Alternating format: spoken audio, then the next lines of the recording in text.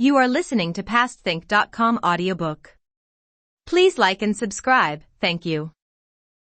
Chapter 66. Shame drives a warm-hearted young woman to take her life, and shock leads a cold-hearted young gentleman to renounce the world.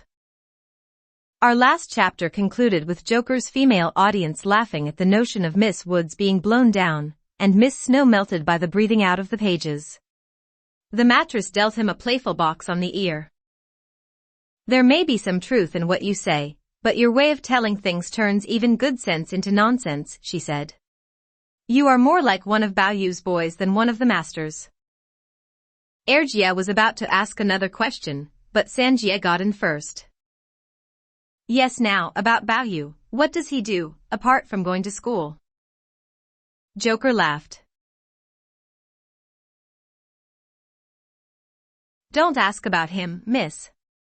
You'd never believe half of it if I told you. To begin with, although he's such a big fellow now, he's never had what you might call a proper schooling. Everyone in the family since his great-grandfather's time, including the master, had to do their 10 years in the family school, but not him. Baoyu doesn't like study, so because he is her old ladyship's darling, that's that. Serjing used to try and do something with him, but that was soon put a stop to by her old ladyship. Nowadays he spends the whole of his time just fooling around. You can't understand what he's talking about half the time, and you can't make any sense of what he does. He looks bright enough, and people always assume from his looks that he must be clever, but underneath it he's stupid. You can tell he must be stupid from the fact that he never has a word to say for himself when he meets anyone. I'll give him this though, although he doesn't go to school, he can write a bit. That's about the only thing he's any good at. He doesn't study, he doesn't care for physical training, and he doesn't like meeting people. He just spends all his time playing around with a pack of maids. He's soft too. Sometimes when he sees us, if he's in the mood, he'll play with us as if he were an equal. Other times he ignores us and we ignore him. If we're sitting down or lying down when he comes by, we don't get up for him, we just take no notice. He doesn't care. Nobody's afraid of him. We do just what we like when he's around. He never stops us. You talk like this about someone who is easygoing with you, said Sanjia, yet you complain just as much about someone who is strict. One can see that you are difficult people to employ. I always thought Baoyu looked so nice, said Ergia. How disappointing to learn that there is really nothing in him after all. You surely don't believe the rubbish this boy has been talking, sister, said Sanjia impatiently. We have, after all, seen Baoyu several times ourselves. I suppose you could call him effeminate. Whether he is eating or talking or moving about, there is certainly something rather girlish about his manner. That comes from spending nearly all his time in the women's quarters with no other males around. But stupid? I hardly think he can be called that. Don't you remember when we were still in mourning, that time we were standing watching the monks as they went round the coffin, and he stood right in front of us? Everyone said how ill-mannered it was of him, and how inconsiderate. But then afterwards he quietly came up to us and explained, I hope you didn't think it very inconsiderate of me to stand in front of you like that, he said, but I noticed how dirty some of those monks were and I was afraid that the smell of them might distress you. Then shortly after that, when he was drinking some tea, and you said you'd like some too, he stopped one of the old women from emptying the slops out of his cup and filling it up again for you. No, no, he said, that's dirty. You must wash it first before you pour her any. Just on the strength of those two incidents I think you ought in fairness to agree that, when he is with girls at any rate, he is perfectly capable. People fail to find out what he is really like because they are put off by his manner. To hear you speak, it sounds as if the two of you would get on very well together, said Ergia. I think we ought to betroth you to him. Why not? Sanjia was prevented from answering by Joker's presence. She merely looked down and occupied herself by cracking a melon seed between her teeth. They'd make a fine pair, said Joker, whether from the point of view of looks or of character. The only thing is, he's got someone else already. Although it hasn't been made official yet, it's as good as certain that he's going to marry Miss Linear. The reason they haven't been properly engaged yet is because Miss Lin is so often ill, and also because they are still a bit on the young side. But 2 or 3 years from now, as soon as her old ladyship gives the word, they are sure to be. They were still discussing this when Rich arrived with a message from Cao Xueqin.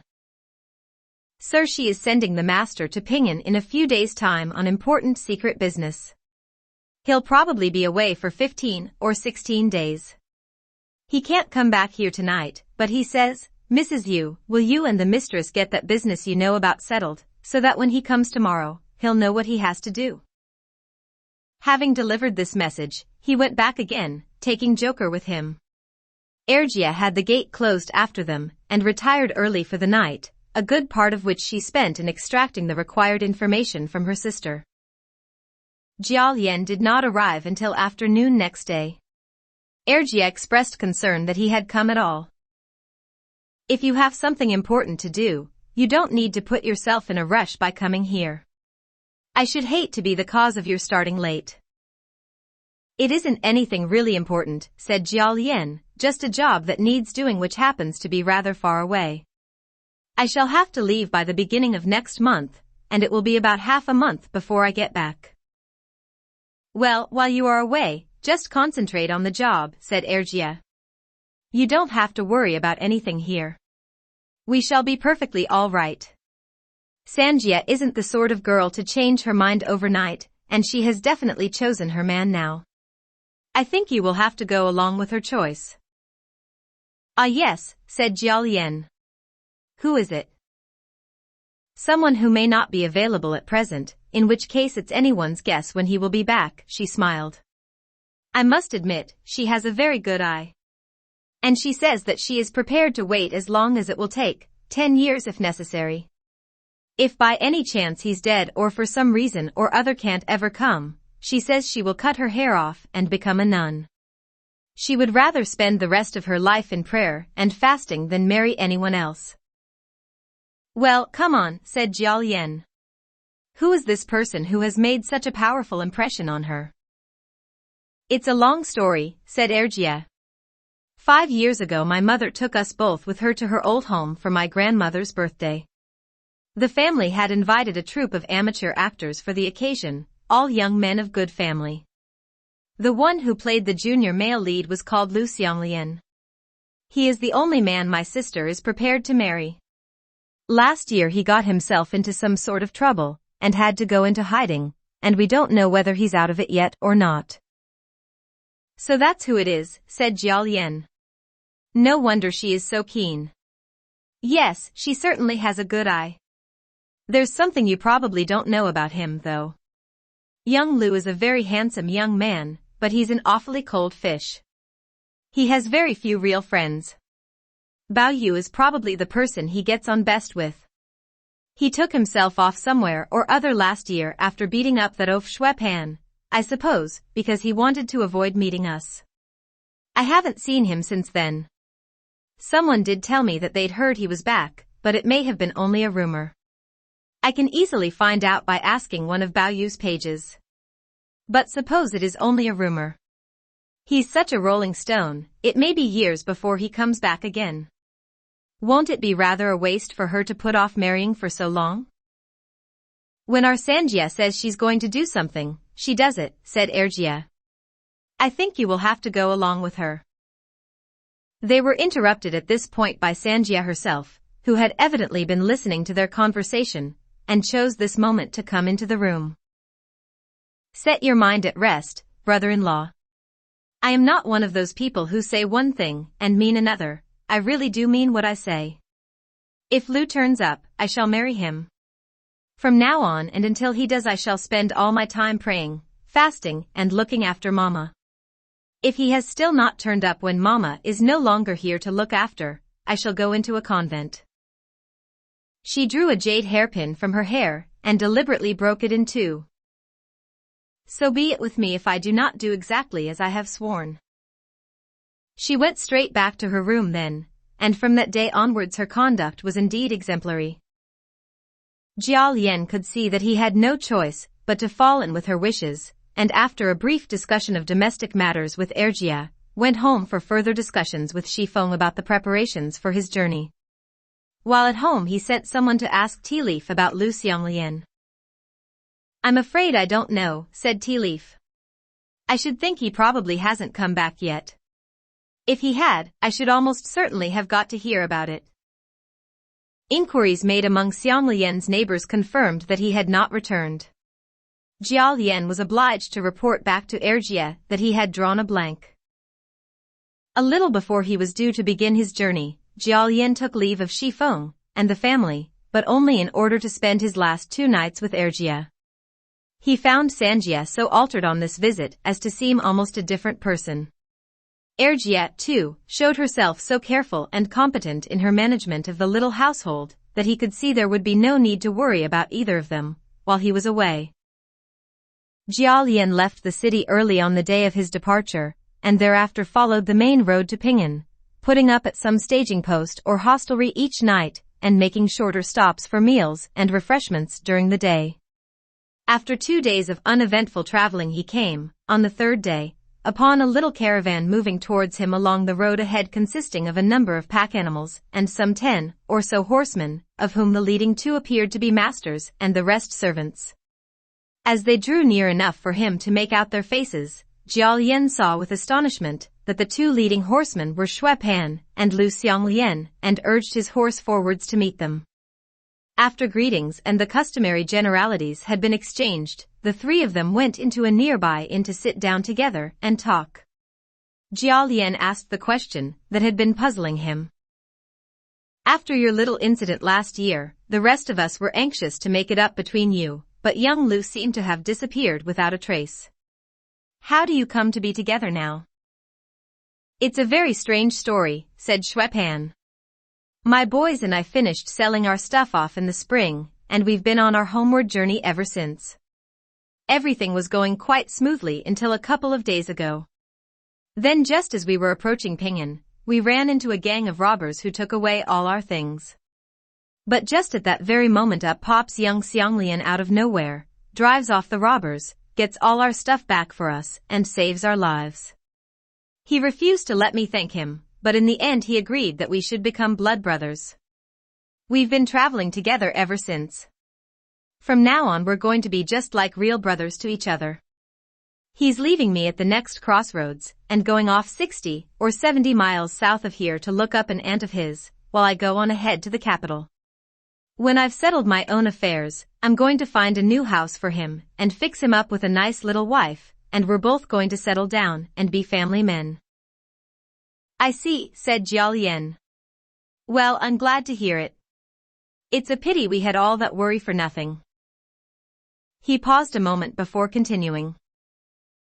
"You said something a moment ago about finding young Lu a wife. I happen to know of someone who would suit him perfectly." He proceeded to tell the other 2 about his own marriage to Erjia, and how they were anxious to find a husband for her younger sister, omitting to mention, of course, that Sanjia had chosen Lu Xianglian herself. "Don't say anything about this to the others when you get home," he told Xueqin. "I'm waiting until we have a son. I shall tell them about it then." Xueqin seemed delighted. "High time too," he said. "Cousin Feng is to blame for not giving you one." "There you go again," said Xianglian, laughing. "You mustn't say things like that to people. Better keep your big mouth shut." Xueqin obediently fell silent, merely observing, before he did so. "We ought to take Lian up on his suggestion, though." "I'd always set my heart on marrying a stunningly beautiful girl," said Xianglian. "However, since you both recommend this one, I'm prepared to lower my expectations a bit." "Yes, all right, Mr. Jia. I leave it to you to arrange this, then. I put myself in your hands." "I don't ask you to believe this now," said Jiao Lian, smiling. "You'll be able to judge for yourself when you see her, but this sister-in-law of mine is a stunningly beautiful girl. I should go so far as to say she must be one of the most beautiful women who have ever lived." Xianglian brightened. "All right, then. Shall we fix it up when I get back to the capital in about a month's time, when I have finished seeing my aunt?" If you and I were the only ones involved, I would gladly leave it at that, said Jiao, but knowing how unpredictable your movements are, I can't help feeling a little nervous on the girl's behalf. Suppose you failed to turn up? It could mean a whole lifetime wasted. I think you ought to give me some sort of pledge. A gentleman's word ought to be pledge enough, said Xianglian.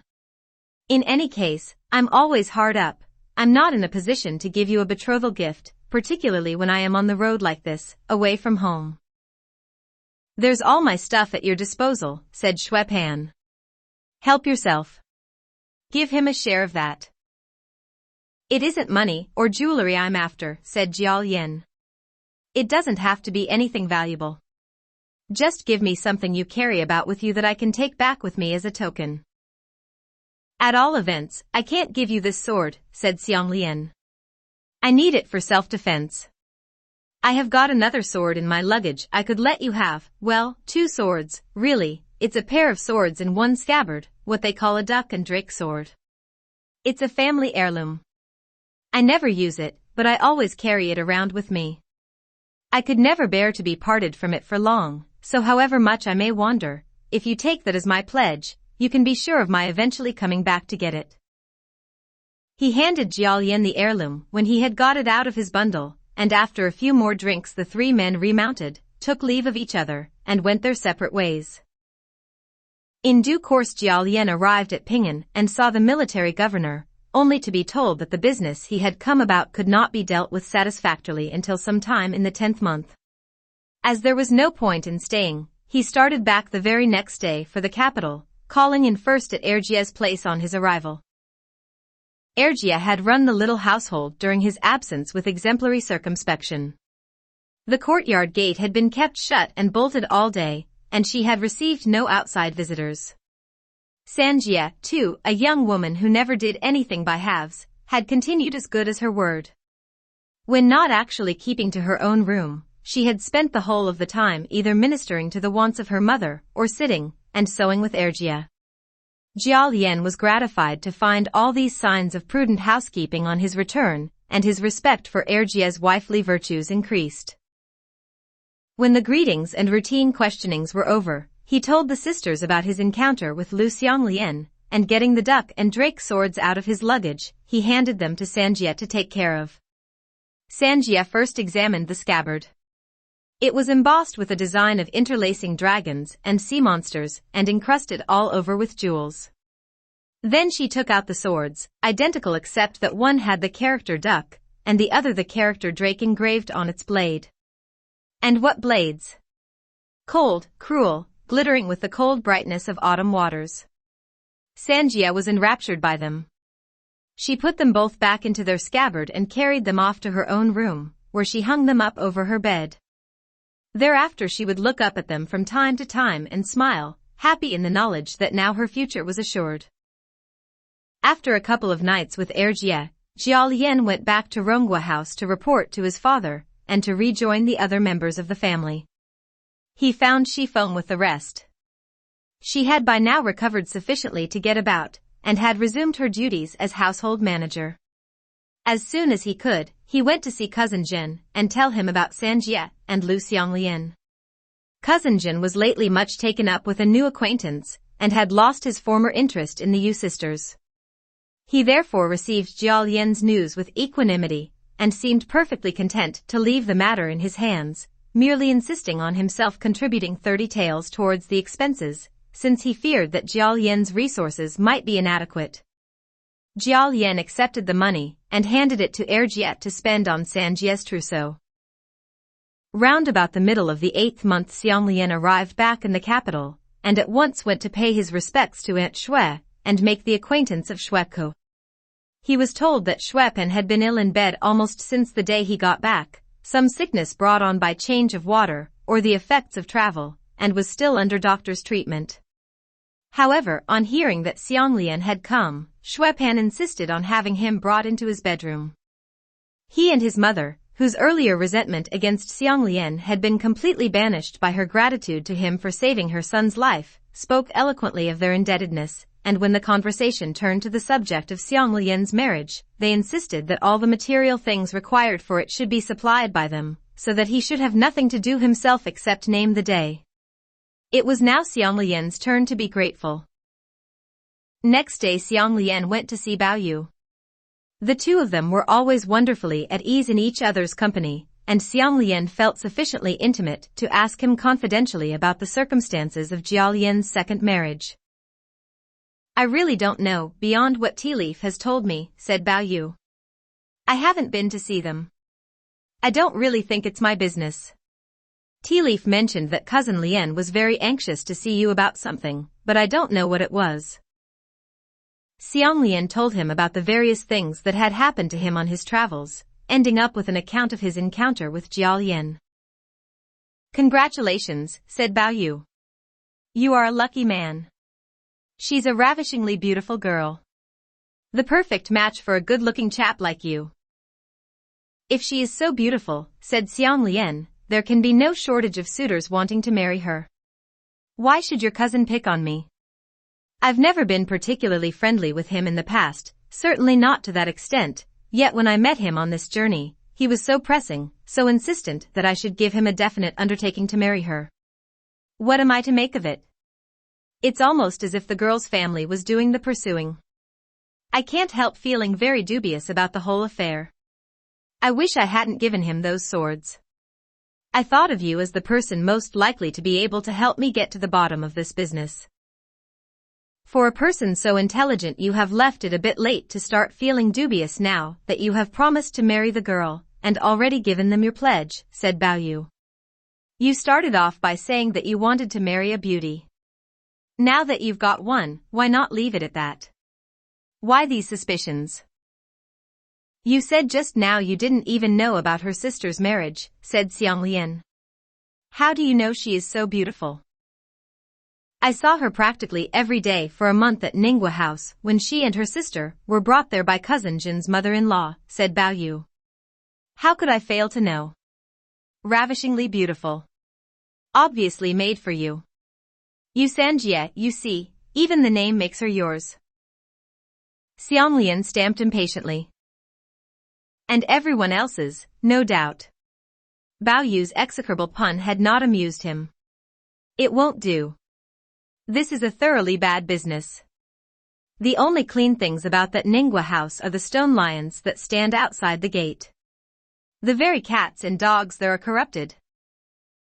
Bao Yu reddened, and Xiang Lian, realizing that he had gone too far, began pumping his hands apologetically. "I'm sorry, I shouldn't have said that. But surely you can tell me something about her character?" "Since you appear to know already, I don't quite see the point," said Bao Yu wryly. "In any case, perhaps I'm none too clean myself." "What I said was spoken in the heat of the moment," said Xiang Lian. "You mustn't take it to heart." "I've already forgotten it," said Bao Yu. "If you go on talking about it, you will make it seem that the one who has taken it to heart is you." Xiang Lian pumped his hands again and took his leave. He was still thoroughly unhappy about the whole affair.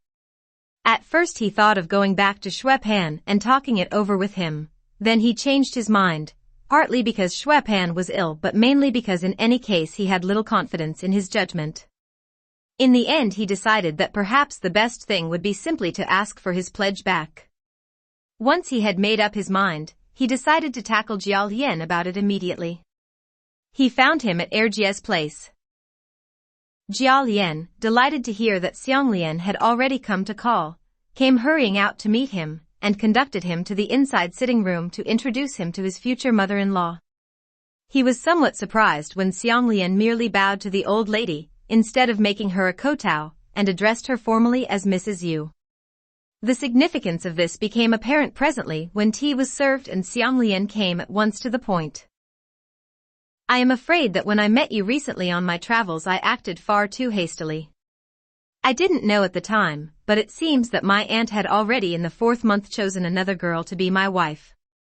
When she told me about it, there was obviously nothing I could say. To hold to my agreement with you would have meant disobeying my aunt, and that of course is out of the question. Now, if the pledge I gave you had been gold or silk or something of that sort, I should simply have forgotten about it, but those swords I gave you were a family heirloom left me by my grandfather, so I'm afraid I shall very regretfully have to ask you for them back. Jiao Lian was unable to take this calmly. Now look here, young Lu, this won't do, you know. A pledge is a pledge. The whole idea of it is to guard against people having second thoughts like this. An engagement to marry isn't something you can just jump into and out of at will. I'm afraid what you are proposing is quite impossible. Xiang Lian smiled patiently. No doubt you are in the right, and I am perfectly prepared for you to reproach me, but I'm afraid I cannot go through with this marriage under any circumstances. Jiao Lian seemed about to argue, but Xiang Lian frustrated him by rising to his feet. Could we go and discuss this somewhere else, please? It isn't very convenient, talking about it in here. Yu Sanjia had been able to hear the whole of this conversation quite clearly from her room.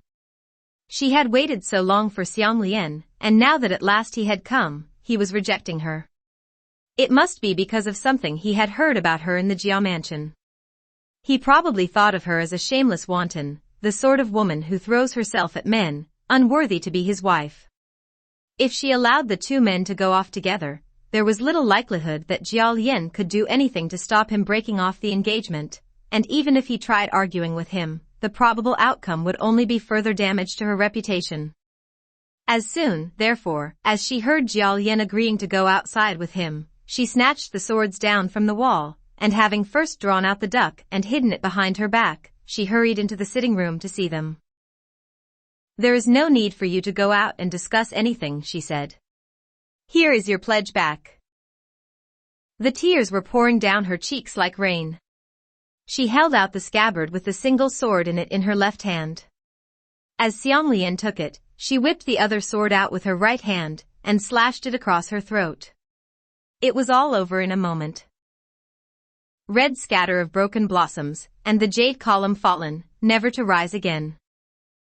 The terrified servants made futile attempts to resuscitate her, but she was already dead.